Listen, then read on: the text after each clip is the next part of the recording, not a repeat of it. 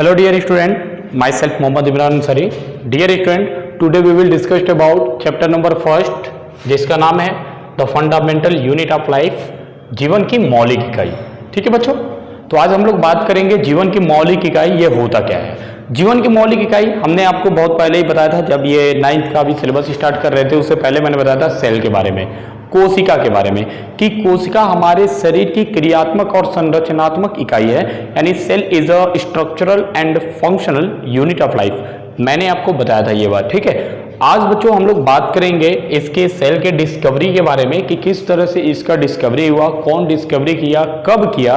बच्चों ये सभी बातें याद रखिएगा आप लोग, क्योंकि बहुत ही मोस्ट इंपॉर्टेंट सभी बातें हैं और ये आपके हर कंपटीशन एग्जाम में ये क्वेश्चन पूछे जाते हैं। इसलिए इस चैप्टर को आप लोग केयरफुली अच्छे से समझिएगा और इसका प्लीज आप लोग एक एक करके नोट्स भी बनाना शुरू कर दीजिए। ठीक है, आइए हम लोग बात करते हैं बच्चों। सबसे पहले डिस्कवरी ऑफ सेल, कोशिका का खोज कैसे हुआ था, कौन क्या था।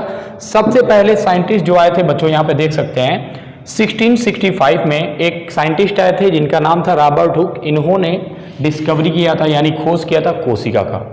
वास्तव में देखा जाए बच्चों तो कोशिका का खोज इन्होंने नहीं किया था। ठीक है, इन्होंने क्या किया था, एक कार्क की जैसी एक स्ट्रक्चर देखी थी ऐसे, यानी मधुमक्खी की जैसी ऐसे छोटे छोटे बहुत सारे ऐसे कुछ स्ट्रक्चर देखा था, संरचना देखा था।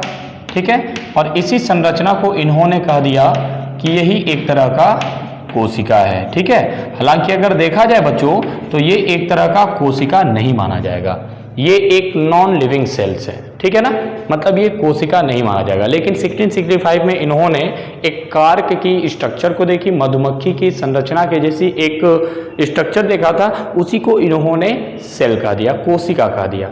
ठीक है, हालांकि कोशिका का मेनली रूप से देखा जाए तो लिविंग सेल्स का खोज ये नहीं किए थे, ये केवल बताया था कि ये कोशिका होता है। और इन्होंने यानी कि रॉबर्ट हुक ने अपना खुद का यानी अपने माइक्रोस्कोप से पता किया था कि ये क्या है, यानी ये अपना खुद का बनाया हुआ माइक्रोस्कोप से इस सेल को देखे थे और इन्होंने इसका नाम सेल दिया था। ठीक है, यानी 1665 में इन्होंने यानी रॉबर्ट हुक ने सेल का डिस्कवरी किया था, माना जाता है। ठीक है, बट अगर हम लोग अच्छे से देखें तो 1674 में एक साइंटिस्ट है जिनका नाम था एंटोनी वॉन लीवेनहॉक, यानी एक साइंटिस्ट है जिनका नाम था एंटोनी वॉन लीवेनहॉक। ये लिविंग सेल्स का खोज किए थे। लिविंग सेल्स का मतलब होता है जिसके अंदर जान होता है, जो हमारे शरीर के अंदर पाया जाता है। और बच्चों ध्यान दीजिएगा, सेल जो होता है दुनिया के जितने भी जीव हैं सबके अंदर सेल पाया जाता है। जैसे कि मान लीजिए हम लोग हैं, हमारा जो सेल, हमारा जो बॉडी है ये एक एक सेल से बना होता है।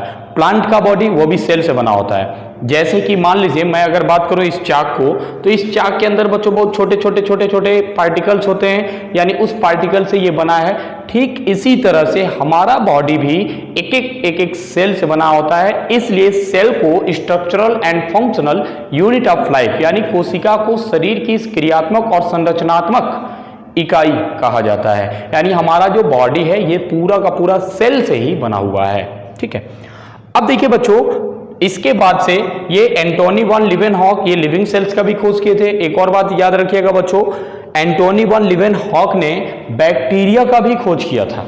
ठीक है, बैक्टीरिया का भी खोज किया था और एंटोनी वॉन लीवेनहॉक और भी बहुत सारे माइक्रो ऑर्गेनिज्म का ये खोज किए थे। ठीक है, आइए जस्ट इसके बाद से बच्चों ये सब आप लोग, ये जो आपको सन दिखाई दे रहा है और ये नाम दिखाई दे रहा है, क्या खोज किया गया था, ये सब आप लोग अच्छे से याद रखिएगा, बहुत ही मोस्ट इंपॉर्टेंट है ये सभी।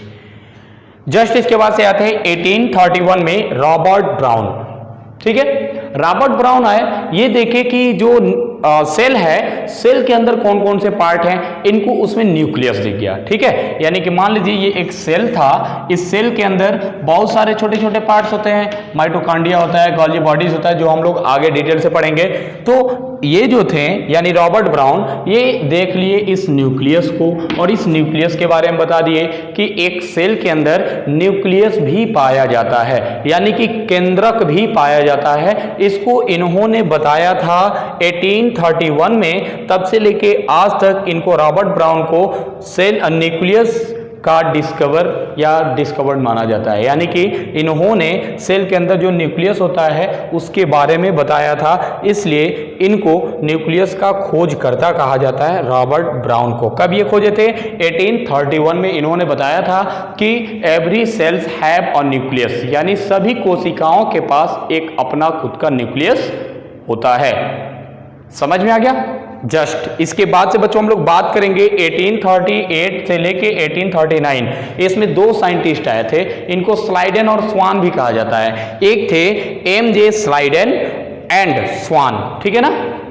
स्लाइडेन और स्वान ये दो ऐसे साइंटिस्ट थे जो सेल थियरी दिए थे, कोशिका सिद्धांत बच्चों कौन दिए थे? तो ये दो साइंटिस्ट दिए थे, एक का नाम था एम.जे. स्लाइडेन और दूसरे का नाम था स्वान। कब दिए थे? तो देख सकते हैं 1838 और 1839। एक और बात याद रखिएगा बच्चों, एक इसमें से जो है एक जूलॉजिस्ट है, एक बॉटनिस्ट है। जूलॉजिस्ट मतलब हो गया बच्चों एम.जे. जो स्लाइडेन है ये जंतु विज्ञान के अंदर सेल थियरी के बारे में बताए थे, और जो स्वान थे ये सेल थियरी को बॉटनी यानी वनस्पति विज्ञान में बताए थे। इस बात को याद रखिएगा।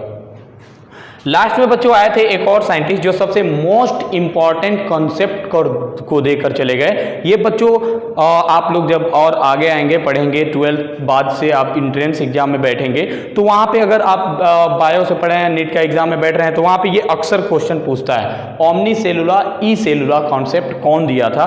तो ओमनी सेलुला ई सेलुला का कॉन्सेप्ट जो है 1855 में रोडोल्फ वर्चू, एक साइंटिस्ट थे रोडोल्फ वर्चू, इन्होंने ओमनी सेलुला ई सेलुला का कॉन्सेप्ट दिया था। ओमनी सेलुला ई सेलुला होता क्या है?